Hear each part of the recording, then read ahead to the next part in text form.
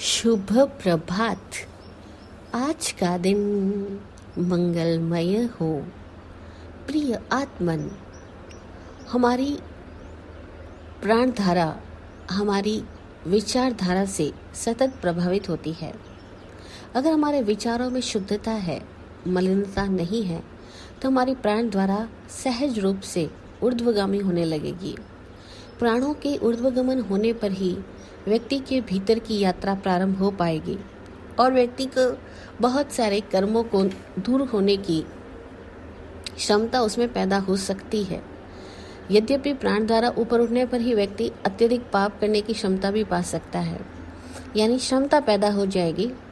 अब उसका हम पाप में उपयोग करें या पुण्य में उपयोग करें, उसको धर्म में लगाएं, उसको अधर्म के स्थानों पर ले जाएं, ये हमारा वर्तमान का विवेक काम करेगा। लेकिन बिना प्राण धारा के, बिना प्राण ऊर्जा के ऊर्ध्वगामी किए, बिना अपने विचारों को पवित्र बनाए, यह कार्य संभव नहीं हो पाएगा। किन्हीं किन्हीं में ऊर्जा का स्तर अच्छा होता है, किन्हीं किन्हीं में ऊर्जा का स्तर डाउन होता है, कमजोर होता है। ऊर्जा का स्तर कम होगा, ज़्यादा होगा, यह भी कई सारे कारणों पर निर्भर करता है। पहला कारण तो इसमें भी हमारा अपना अतीत का संचित कोश है, जिसको हम कहेंगे प्रारब्ध कर्म। कि जो कर्म हम लेकर आए, जैसी कर्म संपदा हमारी है, उसमें अगर अंतराय कर्म काफ़ी ज़्यादा है तो बहुत संभव है कि हमारी प्राण ऊर्जा का स्तर बहुत ऊंचा उठा हुआ सहज स्वाभाविक नहीं है।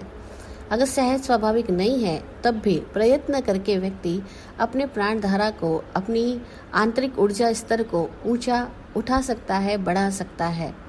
और उसके लिए आदमी को सतत अपने आहार शुद्धि और अपने जीवनचर्या के प्रत्येक अंग में संयम को धारण करना होगा।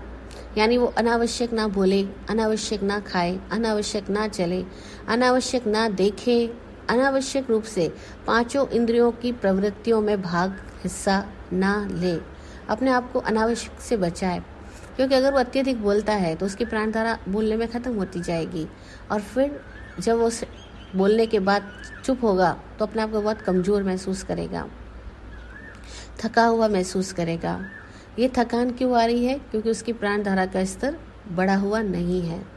इसीलिए ऐसे व्यक्ति को अपनी बोली पर भी, अपने वचनों पर भी ध्यान देना होगा कि मैं कभी भी अनावश्यक ना बोलूं, मैं कभी भी अनावश्यक ना खाऊं, क्योंकि ज़्यादा खा लिया तो भी उस व्यक्ति की प्राण स्तर घट जाएगा और एकदम न्यून खाना ही नहीं खाया तब भी प्राण स्तर घट जाएगा।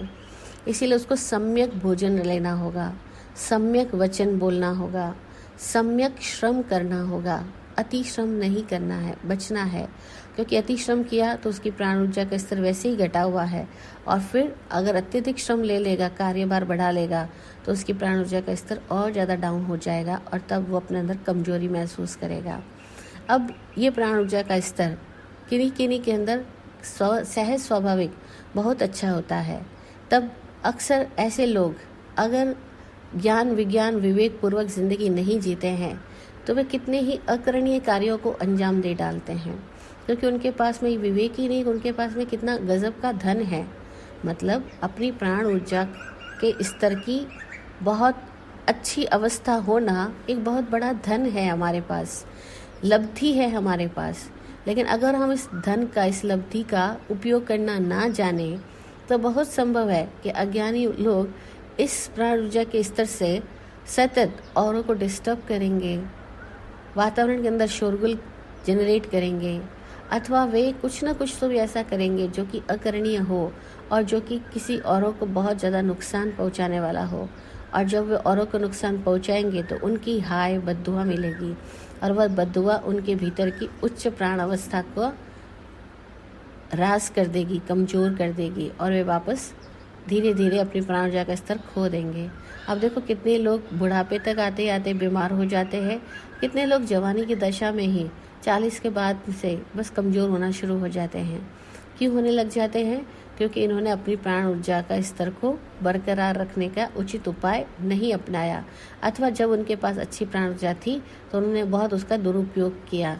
जैसे आप पूरी रात जाग सकते हो, लेकिन आप पूरी रात जाग रहे हो मूवी देखने में, पूरी रात जाग रहे हो आप दूसरों के साथ शोरगुल पैदा करने में, ताश खेलने में, अब आपके पास में प्राण ऊर्जा का अच्छा स्तर है, तभी तो आप पूरी रात जाग सकते हो, लेकिन आपने इसका दुरुपयोग कर दिया। अब क्या होगा, धीरे धीरे प्राण ऊर्जा कमज़ोर होती जाएगी और आपको और ज़्यादा परेशानी का कारण बन जाएगी, बीमारियों को ले आएगी। और तब आप बाद में कितना भी पछताओगे, लेकिन शायद ये गलती समझ आएगी कि हमने जब हमारे पास क्षमताएं थी तब इनका कितना दुरुपयोग किया, इसीलिए आज हम इस अवस्था तक पहुंच गए हैं। तो जानिए, हमारे पास जितनी क्षमताएं हैं उन क्षमताओं को दुरुपयोगित होने से रोकिए, क्योंकि धन कमाना एक कला है, लेकिन कमाए हुए धन का उचित उपयोग करना ये उससे भी ज़्यादा बड़ी कला है। अगर धन कमाया लेकिन उसका दुरुपयोग कर दिया तो धन कमाना नहीं कमाने से नहीं कमाना ज़्यादा श्रेष्ठ था, क्योंकि दुरुपयोग करके आप बहुत बड़ा नुकसान कर लोगे। तो ध्यान दीजिए कि प्राण ऊर्जा एक धन है, प्राण धन है, और इस प्राण धन के होने से ही हम सारे लोग जीवित हैं। इस प्राण धन का दुरुपयोग न होने पाए हम अकरणीय कार्य, अनावश्यक कार्यों में अपनी सारी क्षमता का अगर विनियोग करेंगे तो बाद में हमें बीमारी, घाटा, पछतावा, इसके सिवा कुछ नहीं मिलने वाला। इसीलिए समझदार लोग प्रारंभ में ही चेत जाते हैं, परिणामों को पहले से ही समझ करके अपने आप को वहाँ से लौटा लेते हैं, बचा लेते हैं। आप सब समझदार हैं ही। जय हो, जय हो, जय हो। जय विराट शांति गुरुवे नमः। सबका कल्याण हो। ओम शांति, ओम शांति।